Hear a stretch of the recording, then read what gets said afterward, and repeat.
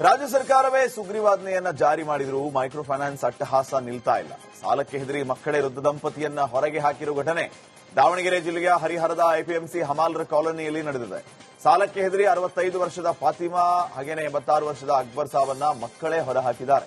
ಮನೆ ಇಲ್ಲದೆ 1 ತಿಂಗಳಿಂದ ವೃದ್ಧ ದಂಪತಿ ಬೀದಿಗೆ ಬಿದ್ದಿದ್ದಾರೆ. ದಾವಣಗೆರೆಯ ಖಾಸಗಿ ಮೈಕ್ರೋ ಫೈನಾನ್ಸ್ನಲ್ಲಿ 7 ಲಕ್ಷ ಸಾಲ ಪಡೆದಿದ್ದ ವೃದ್ಧ ದಂಪತಿ ಪ್ರತಿ ತಿಂಗಳು 18,500 ರೂಪಾಯಿ ಕಂತನ್ನ ಕಟ್ತಾ ಇದ್ರು. ಈಗ ಮಕ್ಕಳು ಬಿಟ್ಟು ಹೋಗಿದ್ದರಿಂದ ಸಾಲ ತೀರಿಸಲಾಗದೆ ವೃದ್ಧ ದಂಪತಿ ಪರದಾಡ್ತಾ ಇದ್ದಾರೆ. ಮಾಡಿದ್ವಿ, ನಾವು ಸಾಲ ತಗೊಂಡಿದ್ವಿ. ಅವರು ಫೈನಾನ್ಸಿಂಗ್ ಬ್ಯಾಂಕ್ ಅಮ್ಮ, ಇದು ನಾವು ತಿಂಗಳ ಬರೀ ಬಡ್ಡಿನ ಬಾಳಕತ್ತಿ ಅಂತ ಏನು ಹೇಳಿಲ್ರಿ. ಲೋನ್ ಕೊಡಬೇಕಾದ್ರೂ ಹೇಳಿಲ್ಲ, ಮನೆ ಬಂದು ಅಳತಿ ಮಾಡಬೇಕಾರ, ಮನೆ ನೋಡ್ಕೊಂಡು ಫೋಟೋ ಹೊಡ್ಕೊಂಡ್ಬೇಕಾದ್ರೂ ಹೇಳಿಲ್ಲ. ನಾವು ಎಲ್ಲ ದುಡ್ಡು ತಗೊಂಡು 1 ವರ್ಷದ ಮೇಲೆ ನಾನು ಕಟ್ಟಬೇಕಾರ 2 ವರ್ಷದ ಮೇಲೆ ಗೊತ್ತಾಗೈತ್ರಿ ನಾವು ಫೈನಾನ್ಸ್ ಬ್ಯಾಂಕು ಅಂತ. ಅವಾಗ ಹೋಗಂದೆ, ನಾನು ಕ್ಲಿಯರ್ ಮಾಡ್ತಾನ್ರಿ, ನನಗೆ ಬೇಡ, ಬರೀ ಬಡ್ಡಿದೆ ಅಂತ ಇದು ಬ್ಯಾಂಕು, ನನಗೆ ಗೊತ್ತಾಗ್ಲಿಲ್ಲ, ನೀವು ತಗೋಬೇಕಾದ್ರೂ ಹೇಳಿಲ್ಲ, ನಾನು ಕ್ಲಿಯರ್ ಮಾಡ್ತಾನೆ, ನಾನು ಕಟ್ಟಿದ್ದು ಹೇಳಿ ನಾ ಎಷ್ಟು ಕಟ್ಟಿದ್ದೀನಿ ಅಷ್ಟು ಲೆಕ್ಕ ಮಾಡಿ ನೀವು ಒಂದು ಸ್ವಲ್ಪ ಕಮ್ಮಿ ಮಾಡಿ.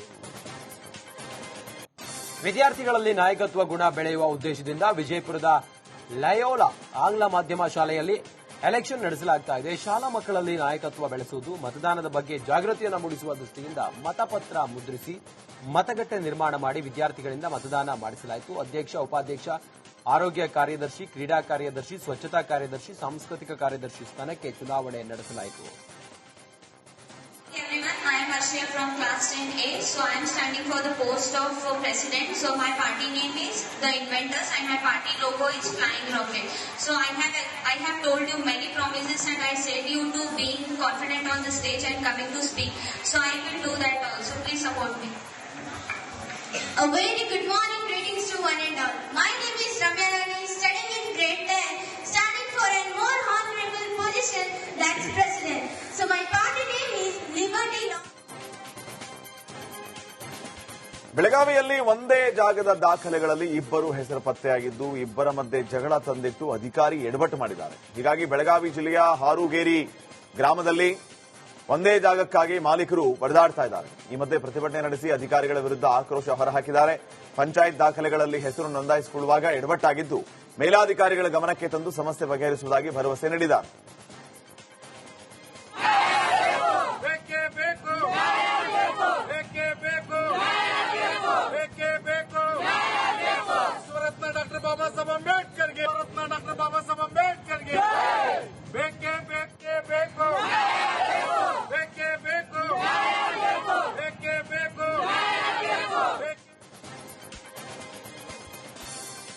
ಚಿತ್ರದುರ್ಗ ನಗರಸಭೆ ವ್ಯಾಪಾರಿಗಳಿಗೆ ಸರಿಯಾದ ವ್ಯವಸ್ಥೆಯನ್ನ ಮಾಡಿಕೊಟ್ಟಿದ್ರೆ ನಗರಸಭೆಗೆ ಆದಾಯ ಬರ್ತಾ ಇತ್ತು ಅಂತ ಸಚಿವ ಡಿ ಸುಧಾಕರ್ ಹೇಳಿದ್ದಾರೆ. ಚಿತ್ರದುರ್ಗ ಸಂತೆ ಹೊಂಡದ ಬಳಿ ತರಕಾರಿ ಮಾರ್ಕೆಟ್ಗೆ ಭೇಟಿ ನೀಡಿ ಪರಿಶೀಲನೆ ನಡೆಸಿದ ಸಚಿವರು ಸರಿಯಾದ ನಿರ್ವಹಣೆ ಇಲ್ಲದೆ ನಗರಸಭೆಗೆ 1.25 ಲಕ್ಷ ಹಣ ನಷ್ಟವಾಗಿದೆ. ಇದಕ್ಕೆ ಯಾರು ಜವಾಬ್ದಾರರು ಅಂತ ಜಿಲ್ಲಾ ಉಸ್ತುವಾರಿ ಸಚಿವ ಡಿ ಸುಧಾಕರ್ ನಗರಸಭೆ ಕಮಿಷನರ್ ಎಂ ರೇಣುಕಾಗೆ ತರಾಟೆಗೆ ತೆಗೆದುಕೊಂಡಿದ್ದಾರೆ.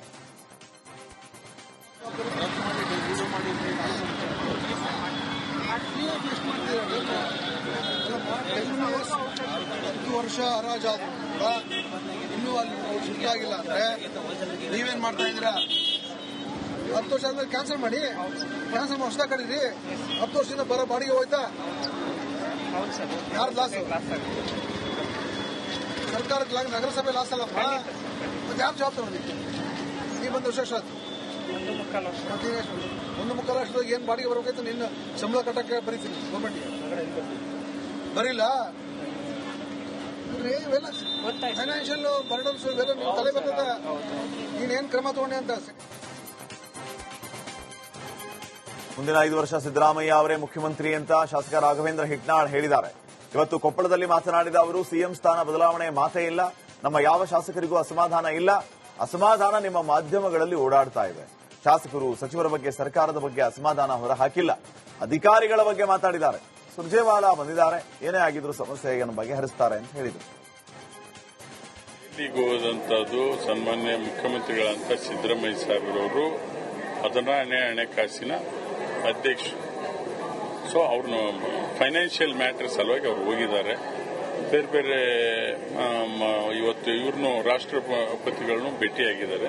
ಆ ಕಾರಣಕ್ಕೆ ಹೋಗಿರ್ತಕ್ಕಂಥದ್ದು. ಮುಂದೆ 5 ವರ್ಷ ಸನ್ಮಾನ್ಯ ಸಿದ್ದರಾಮಯ್ಯ ಸಾಹೇಬ್ರವರೇ ಮುಖ್ಯಮಂತ್ರಿಗಳಾಗಿರ್ತಾರೆ.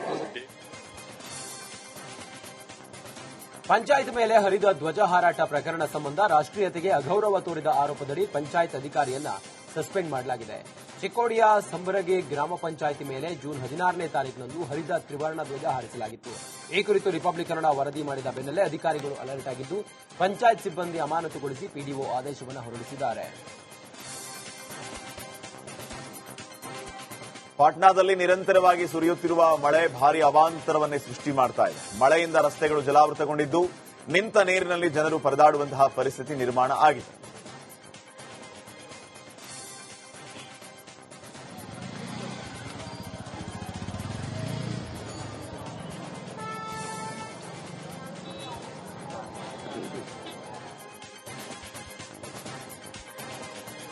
ಹಿಮಾಚಲ ಪ್ರದೇಶದಲ್ಲಿ ಮಳೆ ಆರ್ಭಟ ಜೋರಾಗಿದೆ. ಶಿಮ್ಲಾ ಬಳಿ ಗುಡ್ಡ ಕುಸಿದಿದ್ದು ಸುನ್ನಿ ಕಾಸ್ಲೋಕ್ ರಸ್ತೆ ಬಂದ್ ಮಾಡಲಾಗಿದೆ. ಇದರಿಂದ ವಾಹನ ಸವಾರರು ಪರದಾಡುವಂತಹ ಪರಿಸ್ಥಿತಿ ಸೃಷ್ಟಿಯಾಗಿದೆ. ಹಿಮಾಚಲ ಪ್ರದೇಶದಲ್ಲಿ ಮಳೆಯ ಆರ್ಭಟ ಜೋರಾಗಿದ್ದು ಹಮೀರ್ಪುರ್ನಲ್ಲಿ ಪ್ರವಾಹ ಪರಿಸ್ಥಿತಿ ನಿರ್ಮಾಣವಾಗಿದೆ. ಉಕ್ಕಿ ಹರಿಯುವ ನದಿಯಲ್ಲಿ ಕೊಚ್ಚಿ ಹೋಗುತ್ತಿದ್ದ ವ್ಯಕ್ತಿಯನ್ನ ಸ್ಥಳೀಯರು ರಕ್ಷಣೆ ಮಾಡಿದ್ದಾರೆ.